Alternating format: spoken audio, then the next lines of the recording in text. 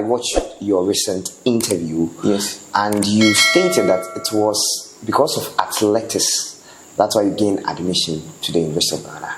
Can you tell us or walk us through what happened? Generally, what happened? And was it a miraculous thing for you? Because, I mean, since you started speaking, I could see there were some financial difficulties at home. And even SHS, they couldn't cater for you. You have to seek for other means. In university, where there's no free university, you have to cater for everything, your finance, to food, to everything. And UG saw you, athletics saw you and gave you that opportunity to come to university. Can you walk us through how that happened? I would say God has plan for every individual on earth, right? So I think it's God's plan. And what I have to say is I've been to a different university before I'm here. I was here. Wow, and a different university. Yes. So before you completed the SHS, you went to another university. Yes. Which university was that? UEW. University of Education, Winneba. Yeah. So which course were you reading there? PE. Physical education. Yeah. Absolutely great. So before I had admission to UG, I think I would say UG has seen me before. That is the coaches. If I say UG has seen me before, I'm talking of the coaches. So some of the coaches have seen me before. So I'm coming. Before you went to University of Education, Winneba, was it still on scholarship? My first year, they told me they would give me scholarship. Yeah, I will be sincere. It was because of athletics that you went there also. Yeah, I had it like, it was because of athletics. They saw me and they were like, come to my university. Oh, okay. You understand? That's why my Bolgatanga is. They've come to witness you there. Yeah, I think someone introduced me to them. I think they didn't see that much in me. So when they were like, come to my university, I'll give you scholarship.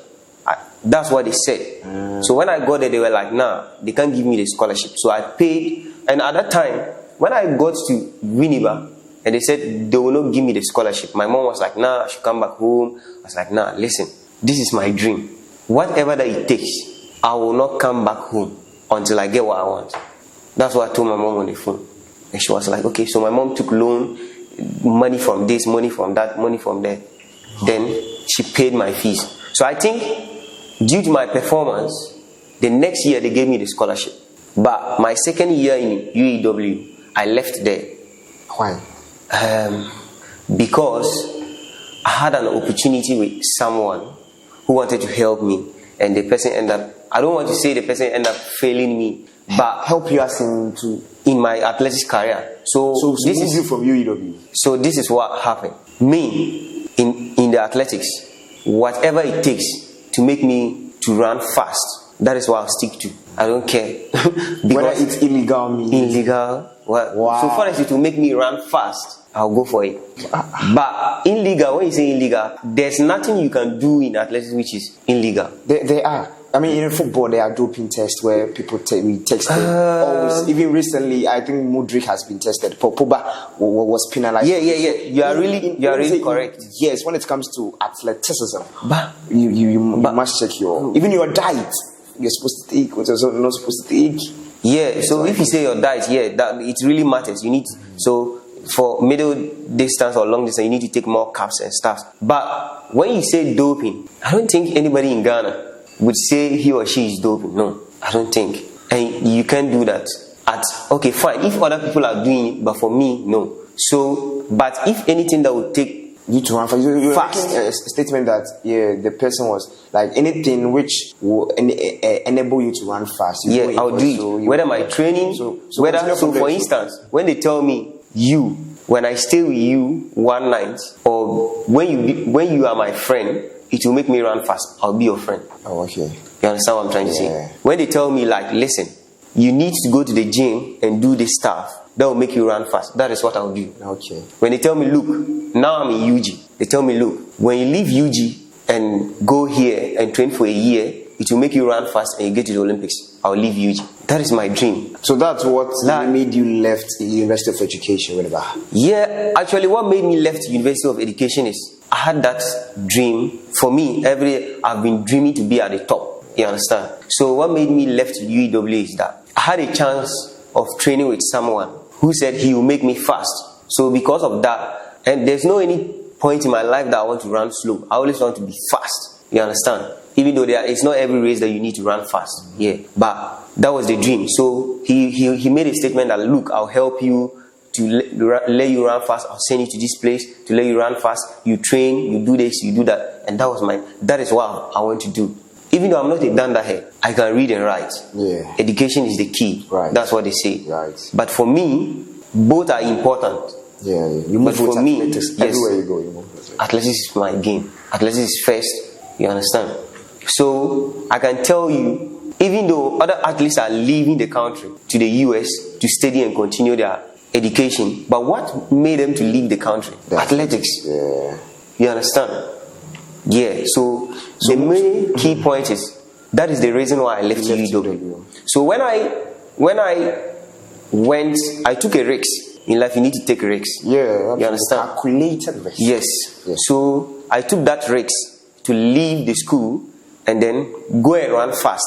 And even when I run fast and I don't even get a chance to travel, I can go back to school. School is always there. You understand? But athletics is time. Alright. You understand what I'm trying to say? So I left the school, then came to run fast to train for a couple of months. What the person said he wanted me to go or wanted me to get to didn't fulfill it. You understand? He disappointed me. I'll say it today and I'll say it. He disappointed me, and I don't want to say the story here, but maybe later. So when I left there, so I think because the dream didn't happen or the risk that I took didn't happen, I had to take another risk. You understand? By going back to school, to University of Education, and then train and get to where I want to get to. But when I was to go back, I remember I made a call with one of them, their sports director, one of them. Then he was like, nah, if I'm coming back, I need to pay my fees. I need to do this. I was like, okay, fine. So, and I didn't have money. My mom didn't have money. So UG got to me and were like, look, we'll give you a full scholarship.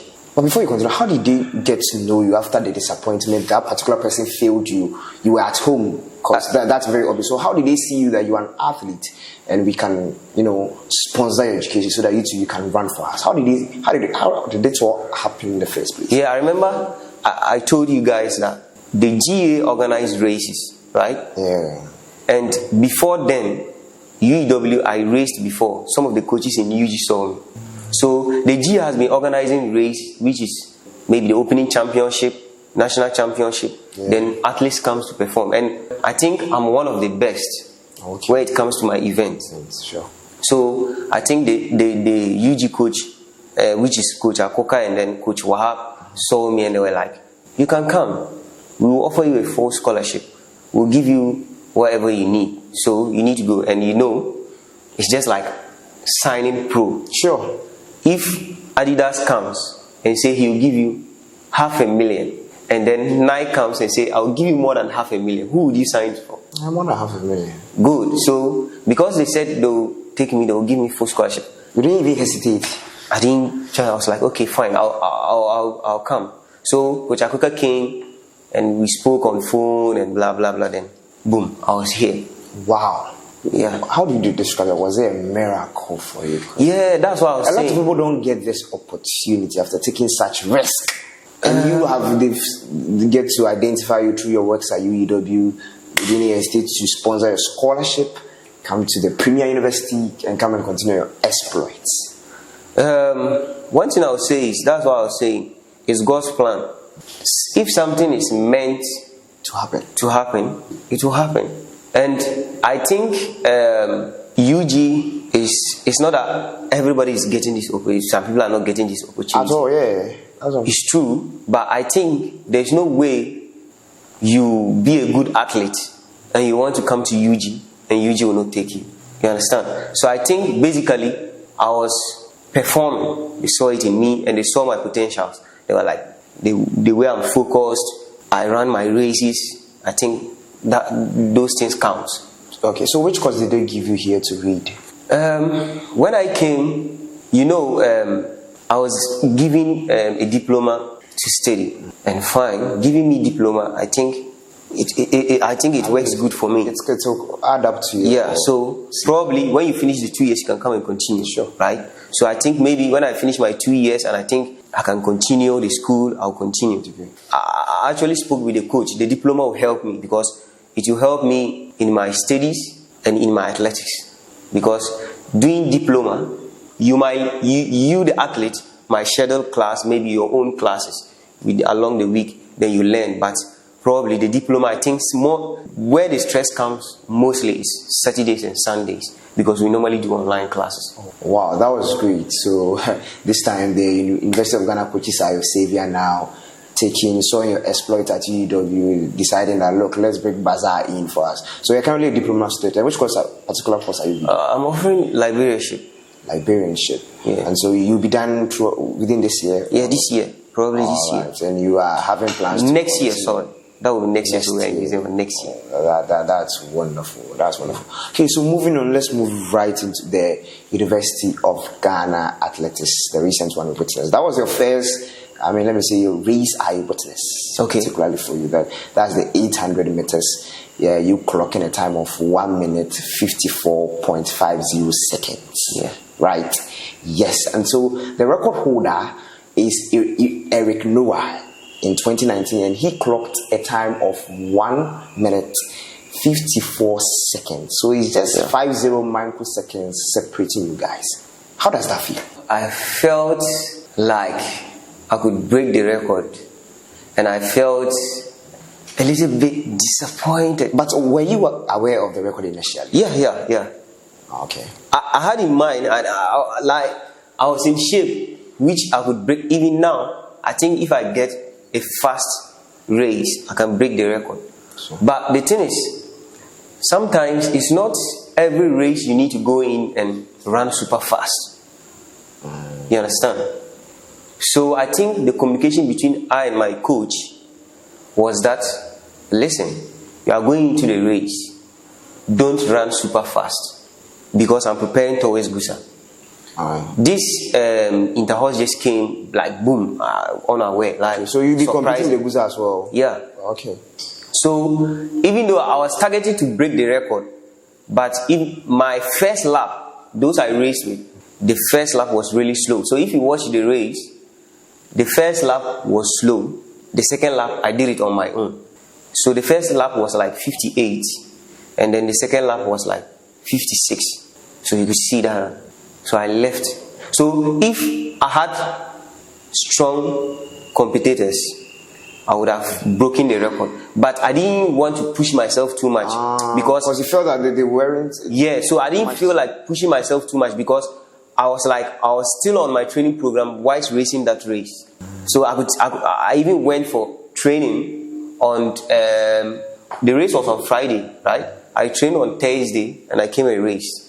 So basically, I actually dreamt to break the record, but everything happened. All right, so let me say you're a long distance runner, particularly 800 meters, right? Middle distance. Middle distance runner. Yeah. Okay, not 8 and then the 1500. Between. All right. So how is preparation towards Gusa like? Because you are going to face gurus, not to talk of the University of Cape Coast. Your former school, the University of Education, Winneba, will be presenting their athletes. How is the preparation towards that? And which particular event are you expected to run? Me racing the other universities is going to be something. For me, I respect my opponents, because without them, you can't race. You can't just go into the race and race alone and make a time. Sure. So I respect every athlete out there. And what I'll tell them is they should train super hard, so that we'll meet each other and make the time. Super indeed. Yes. So that's amazing. For the Gusa, I'm seeing myself to be at the top. Yeah. But how has preparation been so far? Because earlier on you stated that you've been training this Friday again, so we could have come and watched you. So how is preparation generally? Is everything going well? Are you getting, and financially, scholarship, your money always on time? So for the scholarship, I think the scholarship is probably about your fees and your accommodation. That's it. That's it. In Ghana, I think probably. Sure. And I don't think there's any other university in Ghana which will give you accommodation and fees and then feeding and other stuff now. All the universities are saying. So the thing is that you will know how to keep yourself in your diet, how you sleep, and stuff. You understand? So preparation has been the best, and I'm just no injuries, no stress, no any other thing that is worrying me. But what I'll have to say in my preparation is sometimes I do sleep. I'll sleep, wake up, sleep, wake up. That is the only thing I feel stressed. I even though I like sleeping, but I sleep too much these days. That's what's preventing you to actually attain your dreams. Yeah, no, it's not preventing me. It's even helping me more, but it's not helping me in my, like, sometimes my study, sometimes you feel too tired. All right.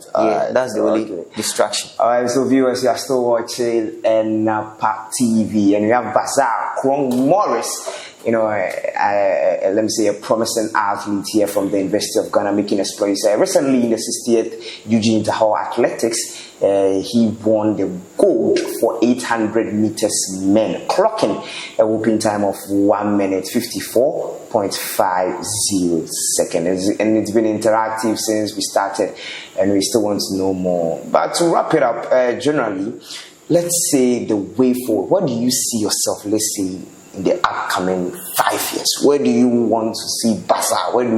Should we expect Bazaa going? Because recently I saw your name in Ghana Athletics. I'll try and still run through. I saw your name as an athlete. So that means gradually you are getting noticed. So next 5 years, where do you see yourself? In the next 5 years, I would like to see myself in the top races like the Olympics, the World Championship, the Commonwealth Games, and me being signed by a big sponsor like the Nike, Adidas, New Balance, and stuff. But in the next 5 years, I think I'll be holding a national record, or probably world record. Takes a little bit time, takes a bit, but that's how I see myself. Exactly. Yeah. And what I have to say is, I've been myself motivation to myself, because when I started athletics, this wasn't where I was. So I really thank God for where He has brought me so far. All right, but Bazaa, so before we go, do you have any last words for us? I mean, some people you want to distinguish and honor them for what they've done for you. Any last words? There are so many coaches who have helped me, people who have helped me, and I appreciate it a lot. So first of all, I'll start the University of Ghana coaches, Coach Wahab and Coach Akoka, for being part of my athletics career, and the team as well. And I also use this opportunity to greet my coach himself, Coach Derek, How Case Running, and then Coach D, Prevail Performance, and a coach and a daddy who has also been part of my life, Coach Isaac. I'll greet Sac Nation and his team, the coaches who started with me back at Big School and Senior High School. Thank you very much for honoring our invitation, Mr. Bazaa, and we hope to have further discussion with you, how life is going and how your journey through athletics has been.